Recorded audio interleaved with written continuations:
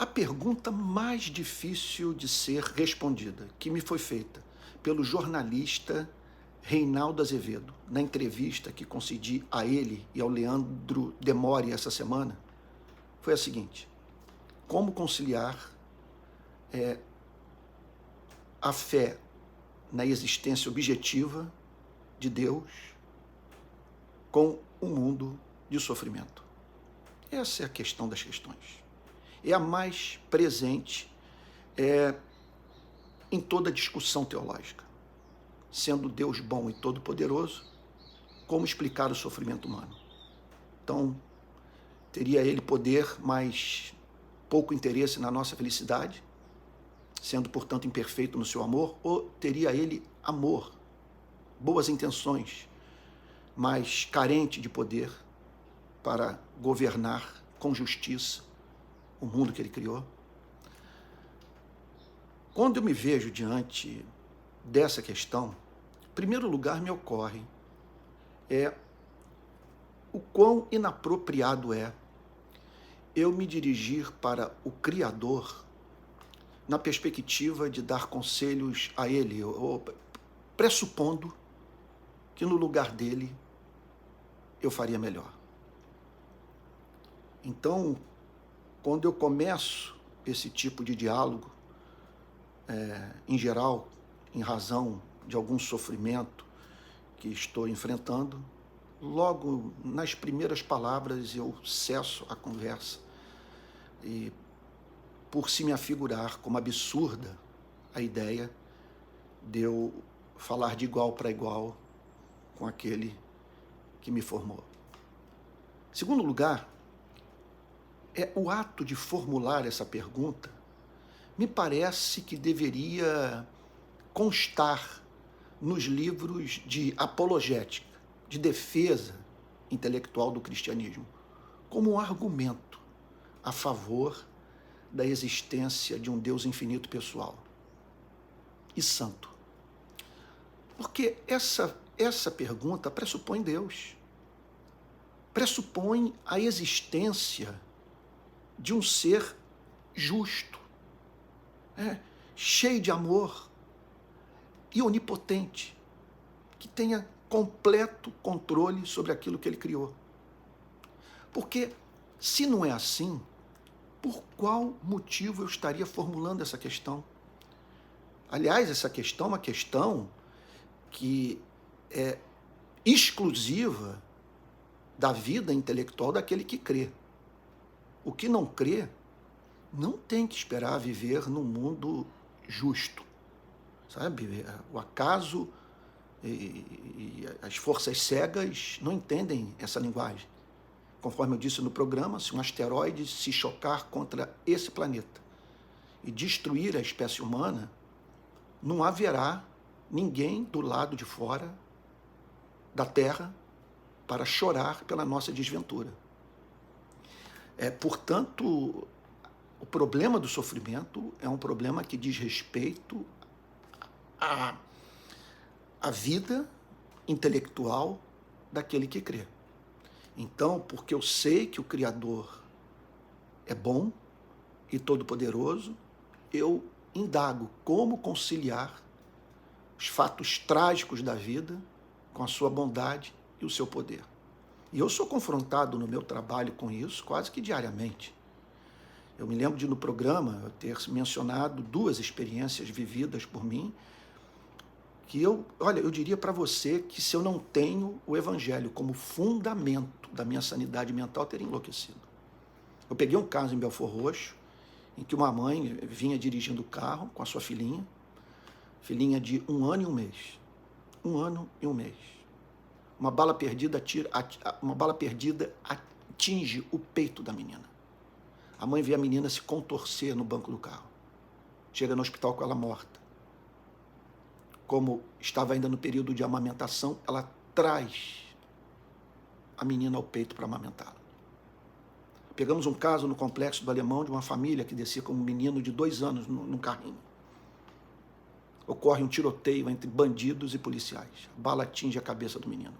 A avó cata a massa encefálica e a coloca de volta na cabeça da criança e segundo nos contou, com o objetivo de, em assim fazendo, poder ajudar o médico a salvar a vida do seu netinho. Então, nós cristãos enfrentamos essa questão, não fugimos dela.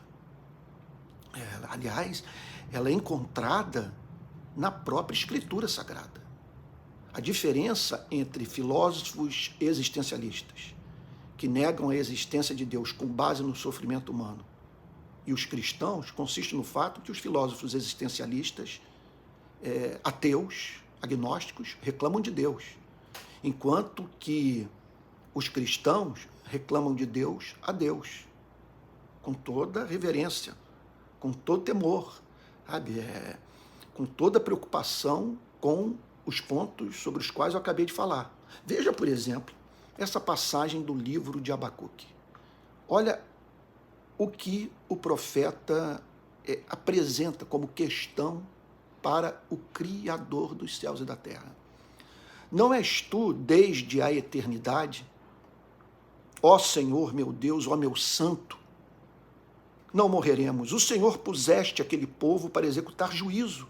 Tu, ó rocha, o estabeleceste para servir de disciplina. Tu és tão puro de olhos que não podes suportar o mal, nem tolerar a opressão. Por que então toleras os traidores e te calas quando os perversos devoram aqueles que são mais justos do que eles? Você já fez uma pergunta como essa na vida? Pois nós encontramos homens que acreditavam de todo o coração na existência de um Deus todo-poderoso e bom, formulando essa pergunta na presença de Deus. E aí Abacuque prossegue dizendo: por que tratas as pessoas como se fossem peixes do mar, como se fossem animais que rastejam, que não têm quem os governe?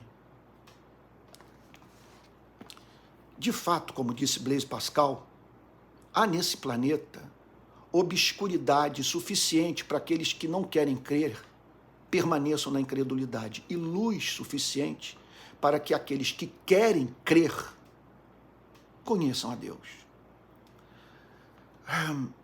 Um outro ponto que me parece que vale a pena ser considerado por nós relaciona-se ao fato de que nós não somos oniscientes. Nós não temos acesso a todas as informações. E sabemos que é possível Deus do mal extrair o bem. Porque Ele decide extrair o bem do mal, foge-nos a compreensão.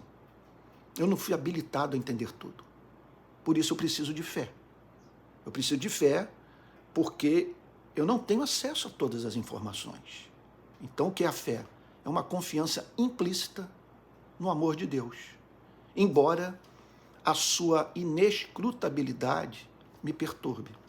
Mas nós encontramos no Antigo Testamento José, após ser traído pelos seus irmãos e tornado, como consequência disso, depois de uma sucessão de fatos levados a cabo pela providência divina, vice-governador do Egito, sabe? No final de sua vida, ele é encontrado virando-se para os seus irmãos e dizendo o seguinte: não foram vocês que me trouxeram para cá com sua traição, foi o Senhor.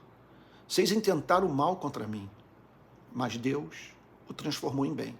A Bíblia também declara que nos aguarda a manifestação extraordinária da justiça divina, que vai chegar um dia em que a justiça será feita e toda lágrima será enxugada. Agora, caso tudo que eu acabei de falar não tenha funcionado na sua cabeça, porque o que eu quero com essa conversa? O que eu quero é remetê-lo para a presença de Deus, de modo que você encontre sentido em adorá-lo, por crer que Ele é amável, que Ele é digno do nosso louvor. Então, agora, se esses argumentos todos não funcionaram, permita-me apresentar o que eu julgo mais forte de todos. Ele tem a ver com Romanos capítulo 5. Se não me falha a memória, verso 8, quando o apóstolo Paulo diz assim: mas Deus prova o seu próprio amor para conosco, pelo fato de Cristo ter morrido por nós, sendo nós ainda pecadores. Quer dizer, Na cruz, eu vejo Deus identificado com o sofrimento humano. Na cruz, eu vejo Deus moído, triturado, sabe, sendo torturado. Eu vejo Deus sendo traído. Eu vejo Deus se identificando com os tetraplégicos, uma vez que Cristo na cruz está imobilizado. Então, lidamos com esses absurdos que atingem a nossa carne, a vida de pessoas que nós amamos. Mas em meio a esses absurdos há um absurdo maior. O sofrimento do Filho de Deus. De um Deus que não precisava passar por isso para ser feliz. Ele é bem-aventurança eterna em si mesmo. Contudo, aprouve a ele enviar o seu único Filho e permitir que ele fosse moído pelos seres humanos e assim manifestando da forma mais extraordinária possível o seu amor. Ele nos entregou o seu maior bem. O que levou o teólogo inglês John Stott a dizer o seguinte: olha, eu se não fosse a cruz não acreditaria em Deus. Porque na cruz, Deus não apenas justifica o pecador, mas ele justifica a si mesmo no mundo sofredor.